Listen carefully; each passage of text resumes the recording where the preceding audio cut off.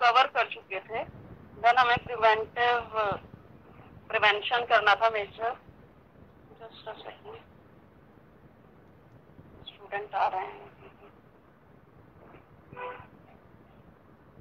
Forum.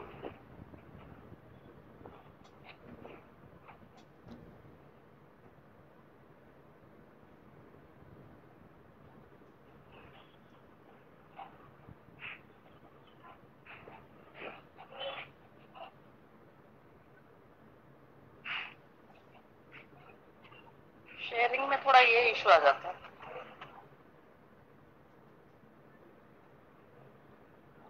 चलिए, हम already discuss कर चुके हैं hacking, denial of service attack, virus dissemination क्या है, फोर्जरी क्या है, क्रेडिट कार्ड फ्रॉड क्या है, fishing, spoofing, cyber stalking, threatening, salami attack, and now come to the prevention of the cyber crime. How we prevent this? So first of all the first point is talk about avoid disclosing your identity to any stranger. ठीक है, तो identity किसी को भी अपना share मत करो, disclose मत करो, and always use latest antivirus software to guard against the virus.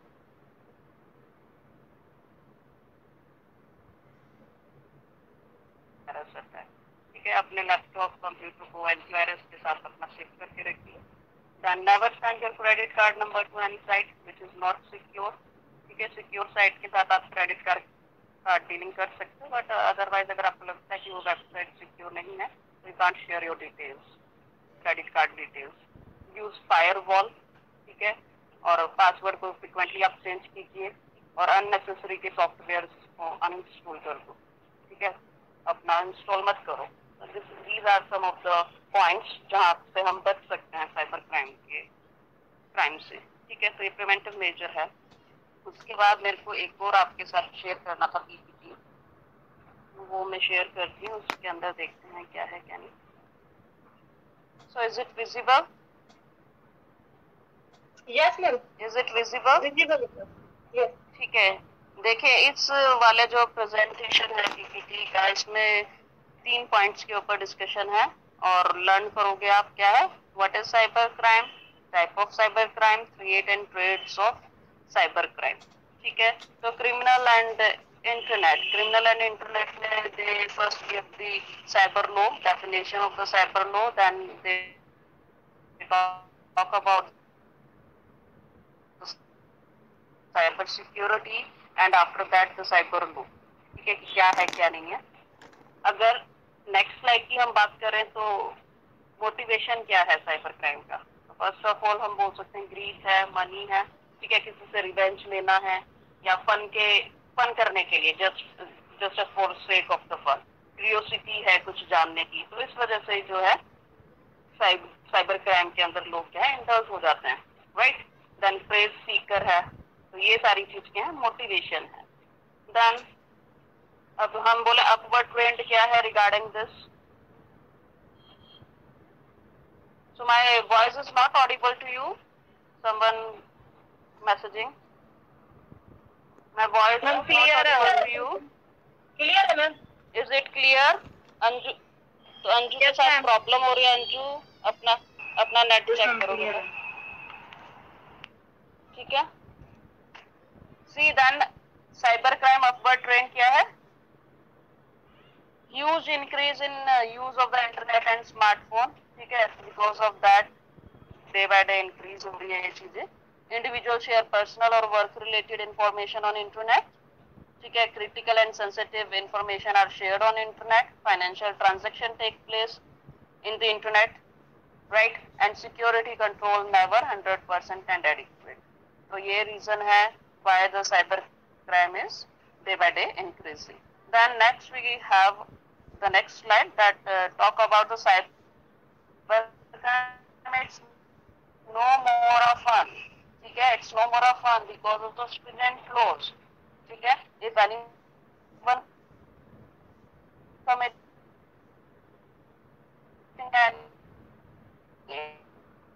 any crime relating to the cyber crime, so they have to face the criminal penalties. ठीक है, imprisonment, fines. So it is no more a fun and applicability of the legal sections. तो यहाँ पे इन्होंने applicability of legal sections बताया कि अगर ये पर्टिकुलर क्राइम है तो कौन कौन सा सेक्शंस क्या इन्वोक होगा, उस पर लगेगा चार्जेस. तो बेसिकली ये जो आपको स्लाइड्स में शो आउट कर रही हूँ that is the city police. कहीं विधान नगर की कोई सिटी पुलिस ने अपना पीपीटी बनाया हुआ, उसके रिगार्डिंग उन्होंने सारी चीज मेंशन की है कि ये अगर इस तरीके का क्राइम होता है तो विच सेक्शन इज एप्लीकेबल और लगेगा, and which thing you have to avoid and which thing you if you using the internet you can do. ठीक है, तो वो सारी चीजें उन्होंने काफी अच्छी तरह से बताया हुआ है. तो राइट, देखते हैं हम इसमें अब कौन कौन सा, जैसे एटीएम कार्ड फ्रॉड है या लॉटरी फ्रॉड है, इसके रिगार्डिंग क्या है. See, committing cheating by impersonation in the name of bank manager using name logos of reputed company. अगर इस तरीके का आप कुछ चीटिंग कर रहे हो किसी के साथ तो 66C, 66D of IT Act and 420 cheating का केस आपके ऊपर दर्ज होगा. Right, ATM card fraud and lottery fraud के रिगार्डिंग. देन आफ्टर दैट अगर हम बोले हरासमेंट वया पब्लिक या harassment via fake public profile on social networking site. Just a second, phone आ रहा है अभी.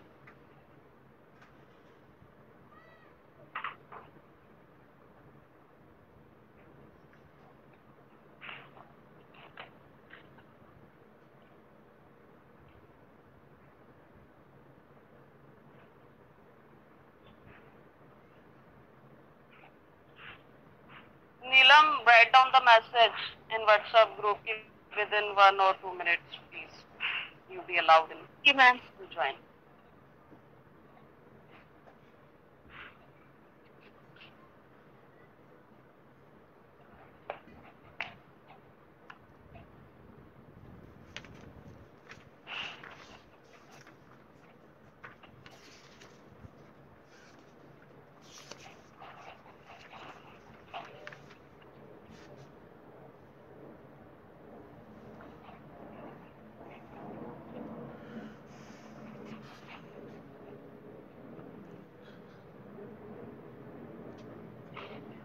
So see, harassment via fake public profile on social networking site.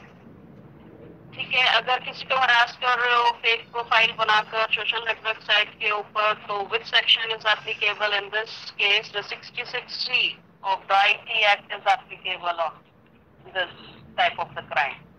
ठीक है, देखिए क्या लिखा है. Creation of fake profile in social media using personal details और other like pictures, name and other data. Right,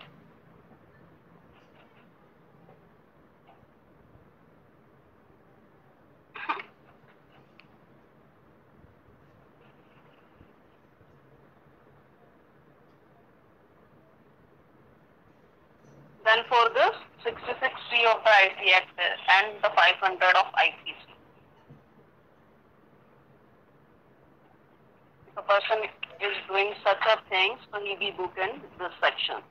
The next, the online hate community. अगर communal riots फैलाना के चक्कर में आप spread out कर रहे हो ऐसे जो social media के ऊपर कुछ messages जो communal hatred फैलाता है, ठीक है, religious thing को आप वो कर रहे हो promote with this spreading of this type of the messages social media के ऊपर, websites के ऊपर, so there is a punishment for this, and the punishment is 153, 153A, B, and 295, 295A, and 504 and 5 of the IPC. So 153 of IPC talk about the provocations with the intention to cause the riot. ठीक है, किसी को भी provoke कर रहे हो जानकर आप. Then and यही सेम आपका 53ABC है. बेसिकली क्या है, किसी भी प्रकार की एनिमिटी आप फैला रहे हो रॉइट्स फैलाने के चक्कर में, दंगा कराने के चक्कर में, कम्युनल हार्टेड मैसेज आप फैला रहे हो, चाहे वो रिलीजन के बेस पे हो, रेस के बेस पे हो, बाय बर्थ ऑफ रेजिडेंट है या लैंग्वेज के ऊपर हो, तो इस तरीके का आप चीजें अगर फैला रहे हैं तो इट विल बी अगेंस्ट भी हम बोलेंगे sovereignty and integrity of the India, और इस चीज को आप फैला रहे हो तो that means कि it is a punishable under the IPC. ठीक है, and 295 talk about the same things जहाँ पे आप इंसल्ट कर रहे हो किसी भी रिलीजन की ना, आपकी इंटेंशन है उसके किसी भी क्लास या मैच्योरिटी मैन्योरिटी को आपको दबाने के लिए कुछ इस प्रकार का इंसल्ट करो किसी भी रिलीजन का, तो उसके अंदर आप ये 295 के अंदर बुक किए जाते हैं। ठीक है, तो this is online hate community, इसके लिए ये सेक्शन चार्ज होंगे। अगर ईमेल अकाउंट हैक किया है तो 66 इंफॉर्मेशन टेक्नोलॉजी एक्ट के अंदर आपको बुक किया जाएगा। ठीक है, then after that the creation of the fake website mainly for cheating और डिफामेशन। ठीक है, फेक वेबसाइट क्रिएट आप कर रहे हो, जैसा कि हमने बात की थी एक कौन सा क्राइम बताया था जिसमें फेक वेबसाइट आप क्रिएट कर रहे हो, फिशिंग। फिशिंग के अंदर होता है ना कि आपने फेसबुक का ही सेम वेब पेज जो है वो क्रिएट आप कर रहे हो by using the source code लेके। ठीक है, अगर वो इस तरीके से आप क्रिएट कर रहे हो, आपका पर्पस किसी को चीटिंग करना है, तो उसके रिगार्डिंग आपका क्या है, ये क्राइम के अंदर आपको बुक किया जाएगा। ठीक है, इसके अंदर आपका दिया है 66D of the IT act, 468A basically ये फोर्जरी से डील कर रहा है, 469, ठीक है, 471, 419 एंड 420 ऑफ द IPC। ठीक है, हार्मिंग द रेपुटेशन है, या फिर हम बोलेंगे यूजिंग फोर्ज डॉक्यूमेंट है, ये सारे फोर्जरी से डील कर रहे हैं, 468, 9। ठीक है, IPC के जो भी दी गए। देन उसके बाद है कोई भी introducing malignant content, alteration, deletion of the data, if any virus, worm, trojan, bug, backdoor, rootkit, etc. are introduced in any computer system, or if any alteration, deletion of data or unauthorized copying or erasing are made, तो क्या है, section आपका punishable under this 66 of IT act charge, right. Then after that cyber terrorism. Cyber terrorism अपने आप में ही एक crime है, अगर इस तरीके का कोई क्राइम फैला रहे हैं तो यहाँ 66F के अंदर इसको बुक किया जाएगा इस पर्सन को, राइट, IT एक्ट के अंदर। Then online selling of illegal article, कोई भी इलीगल आर्टिकल है, ड्रग्स है, वेपन्स है, वाइल्ड लाइफ से रिलेटेड है, ठीक है, अम्यूनिशन है, तो इस तरीके का अगर कुछ भी है तो वो बोल रहे हैं जो ट्रेडिशनल लॉज हैं हमारे वो एप्लीकेबल होंगे इस वाले केस के अंदर, अगर online sale of illegal article कोई कर रहा है, right. Am I audible? Yes ma'am. Hello, हाँ जी, बीच बीच में यस नो करते रहा करो ताकि मुझे पता चले कि आप सुन रहे हो जी। ठीक है, then phishing and email scam. Phishing and email के अगर स्कैम के अंदर इन्वॉल्व हो, phishing involve fraudulent acquiring sensitive information through masquerading a site as trusted entity, password, credit card information. तो इस चीज के रिगार्डिंग आपका 66D of the IT act and 419 एंड 420 जो चीटिंग के बारे में बताता है IPC, वो उसके साथ चार्ज किए जाएंगे। देन अगर थेफ्ट है, थेफ्ट अगर कर रहे हैं कॉन्फिडेंशियल इंफॉर्मेशन का, तो उसके लिए प्रोविजन दिया गया 72A of the IT act and 406, 408 of the IPC। ठीक है, ये 408 and 6 talk about the criminal breach of trust, जहाँ पे कॉन्फिडेंशियल चीजों को आप ब्रीच आउट कर रहे हो, तो उस केस के अंदर अगर इस प्रकार का कोई आपने क्राइम किया है तो उसके अंदर बुक किए जाएंगे। देन सोर्स कोड की थेफ्ट अगर किया, जो अभी मैं बता रही थी, तो वो 65 के अंदर बुक है, ठीक है, एंड 66 ऑफ कॉपीराइट भी इसके ऊपर चार्ज किया जाएगा। Then after that uploading of the videos picture having sexual and pornography content, इसको देखते हैं। whosoever publish or transmit or cause to be published in the electronic form any material which is lascivious or appeal or prurient interest for the defamation of the woman called pornography or sexual images, और ये transmit अगर कर रहे हैं, publish कर रहे हैं, तो उसके लिए 67, 67A, B IT act and molestation जो 354D डील कर रहा है, 500, 509 IPC, और उसके साथ साथ extend to more than 7 year, punishment का प्रोविजन है, ठीक है। तो ये सेक्शंस क्या इन्वोक होंगे इस टाइम पे। If morphing is made in a sexual material then section is ये चार्ज होंगे जो मेंशन किए गए हैं। That is 67, 67A B IT Act 4065, 69, 471 और 354D। Then after that, see cyber crime. क्या curiosity and revenge may be a primary reason for a perpetrator to get motivated for a cyber crime. ठीक है, revenge लेना है, कोई curiosity है किसी चीज को जानने की, तो ही वो इस चीज में इंडल्ज होता है साइबर क्राइम में। Most of the time people are not aware about the implication of the crime, ठीक है, कि हमें अवेयरनेस नहीं होती कि क्या इसका कॉन्सिक्वेंसेस हो सकता है, इम्प्लीकेशन हो सकता है। Most of the time unaware होते हैं और फिर भी गलती हो जाती है, ठीक है। And the girls are the most found victim of the cyber crime. तो लेडीज हैं, गर्ल्स हैं, वो ज्यादा इनकी साइबर क्राइम की विक्टिम है। और मॉनेटरी अनलॉफुल और quick gain of the profit, right. Then after that common scenarios defamatory post के रिगार्डिंग, ठीक है। कोई भी डिफामेटरी पोस्ट है तो उसमें अब डूज एंड डोंट्स बताए गए हैं कि क्या करना चाहिए क्या नहीं करना चाहिए। See, it is usually found that the victim share photograph and the personal videos in the good faith at the time of the good relationship. But the same photograph and the videos can be edited, uploaded in different social media sites and the bad website in pretext to revenge, defame and blackmail. Right? अच्छे friend हो, आपने share कर दिया सब चीज, थोड़े दिनों बाद कुछ प्रॉब्लम हो गई तो वही एक दूसरे से रिवेंज लेने के चक्कर में क्या है, किसी भी बैड वेबसाइट पे आपका कुछ एडिट करके अपलोडिंग करके उस पिक्चर्स को लगा दिया जाता है, मॉडिफाई करके, है ना। तो उसके लिए हमें क्या करना चाहिए क्या नहीं करना चाहिए ये बताया हुआ है कि हमें do not share your personal photograph and the videos to anyone, ठीक है। किसी को शेयर ही मत करो, सोशल साइट पे जाके इतना शेयर नहीं करो। Always secure your profile in the social media. Do not accept friend request from the unknown person. जिसे नहीं जानते हैं उसकी रिक्वेस्ट मत एक्सेप्ट करो, ठीक है। और ज्यादा अपना ये जो पर्सनल डाटा या पर्सनल आप इंफॉर्मेशन शेयर करते हो उसको भी, हमारे पास जैसे हम FB पे क्या करते हैं प्रोफाइल को लॉक भी कर सकते हैं, तो यू यूजिंग दैट सिस्टम अगर वहाँ पे हमारे पास ऑप्शन है तो लॉक करके रखो सारी चीजों को, ठीक है। Just a second.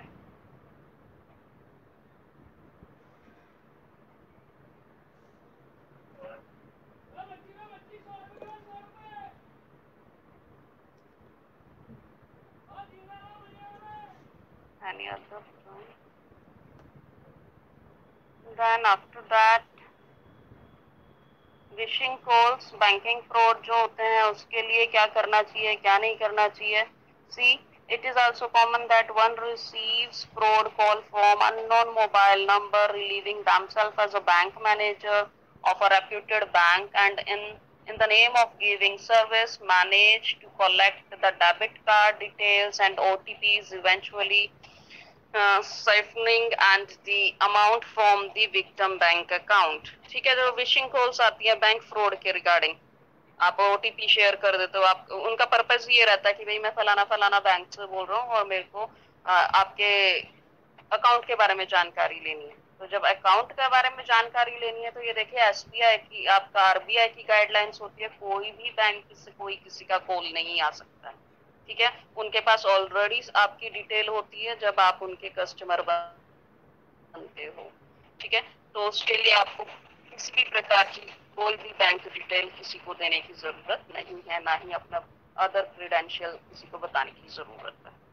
वो फेक कॉल्स होती हैं, उसके लिए हमें क्या करना चाहिए क्या नहीं, ये लिखा हुआ है बताया है इन्होंने। Do not entertain any calls poses calling from a bank authorities, ठीक है। कोई कॉल एंटरटेन नहीं करो आप। Then do not at any condition share your OTPs to anyone, किसी भी प्रकार का OTP किसी को शेयर नहीं करो। और do not share your banking secure pin and bank never ask for any card और OTPs और पिन नंबर एक्सेट्रा, ठीक है। तो बैंक कोई नहीं मांगता ये सारी चीजें, तो कोई भी screen is not visible. Just a second, let me check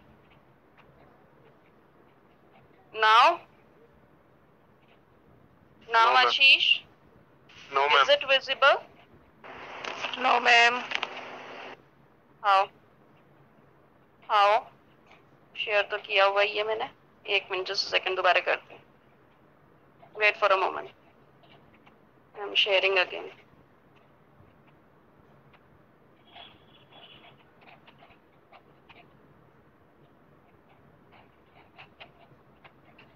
now now it is Yes, ma'am. Visible, Now it is visible. Right? तो विशिंग Yes, ma'am. कोच के रिगार्डिंग हम बोल रहे हैं, ठीक है? तो कोई भी बैंक का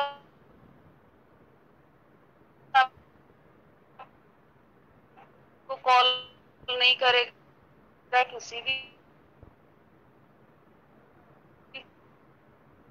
चीज के लिए कॉल नहीं करेंगे, तो आप कोई भी आपका सिक्योर पिन, कोई भी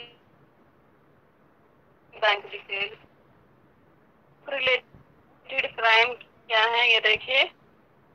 Fraudster these days use Facebook as a platform to cheat innocent people. The fraudster create a fancy Facebook profile, foreigner, and send friend requests which get accepted by common victims. Over a period of a time, several conversations, once the fraudster has relevant information about the victim, birthday, anniversary, etc. He posts to have sent gift from abroad. Yes. Having high values, the victim then gets call of confirmation from airport custom that a gift has come which has high value and need payment for clearance. The victim pay the initial amount and thereon keep on receiving call demanding money for more clearance at the day get cheated. Yes, ये तो ऐसा cases भी आए हैं, ठीक है, कि कोई आपका फॉरेन में कोई फ्रेंड बन गया है किसी गर्ल का, और उसने वहां से कुछ चीजें भेजी, उनके कन्वर्सेशन में ये बात हुई है कि वो उसके लिए कुछ गोल्ड का सामान भेज रहा है, फिर वहां से आपको एयरपोर्ट अथॉरिटी से कॉल आती है, वो इतना हाई वैल्यू का होता है कि मतलब वो जो गर्ल है वो कहाँ से पे आउट करेगी, तो वो चीट करने के पर्पज से सारी चीजें क्रिएट की जाती है, ठीक है? तो इस तरीके का जो भी आपके पास फ्रेंड रिक्वेस्ट आता है, इनोसेंट पीपल इस चक्कर में फंस जाता है। तो आप ध्यान दो कि भाई जो स्ट्रेंजर है जिन्हें हम नहीं जानते हैं उनको कोई फ्रेंड बनाने की जरूरत नहीं है, भाई हाँ जिन्हें जानते हैं उनको बनाओ, ठीक है? तो इस तरीके के केसेस बहुत पीछे आए हुए हैं, तो इसके लिए क्या करना है,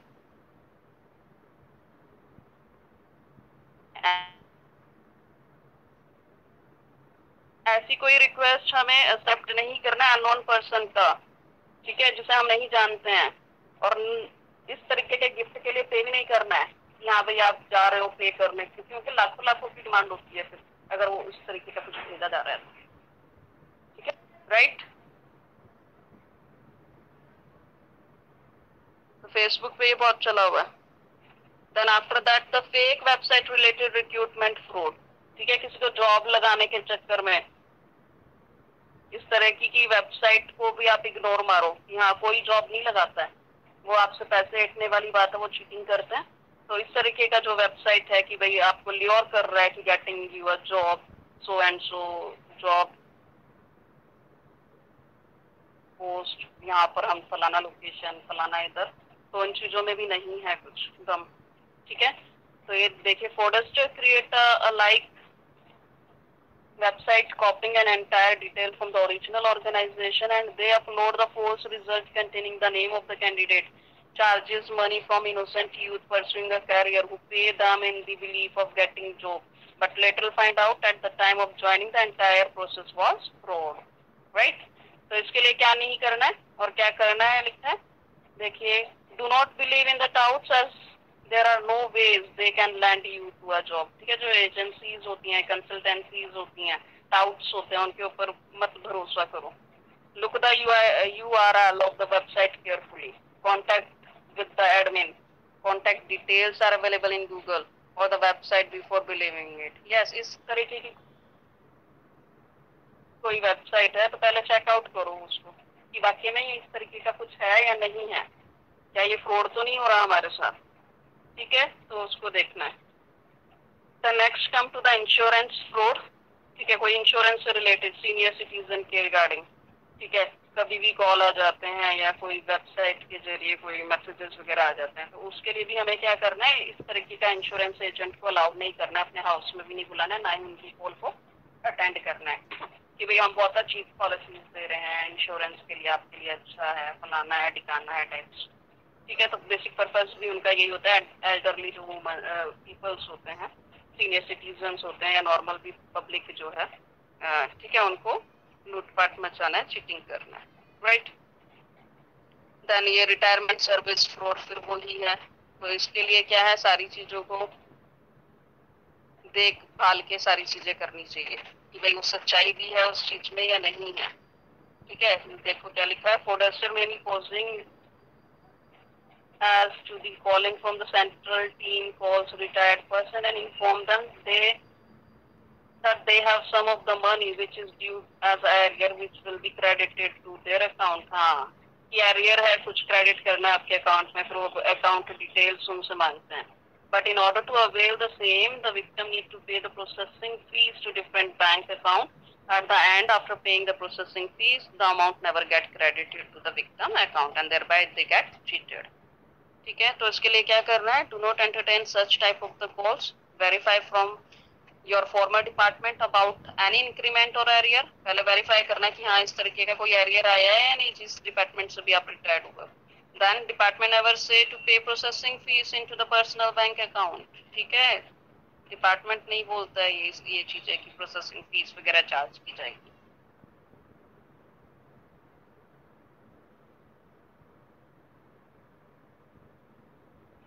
So see, this all are the frauds.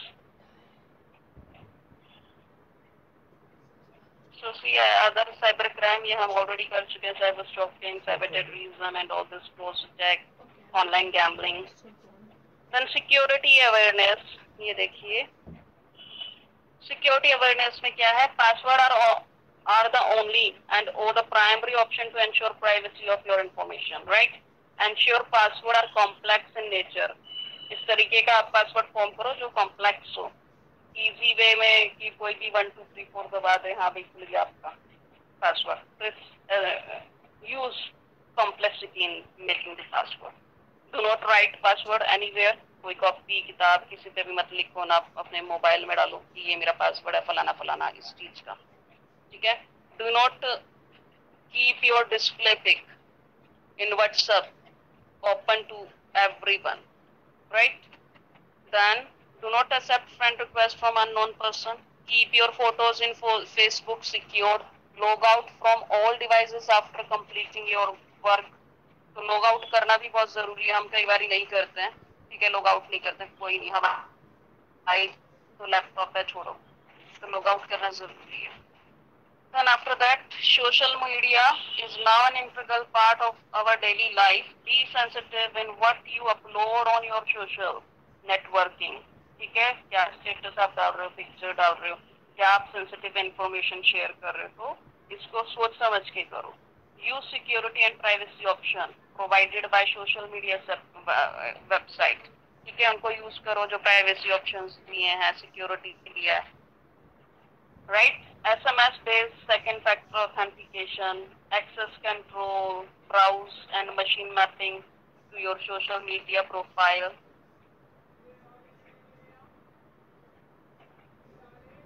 And then block, keep your personal details personal।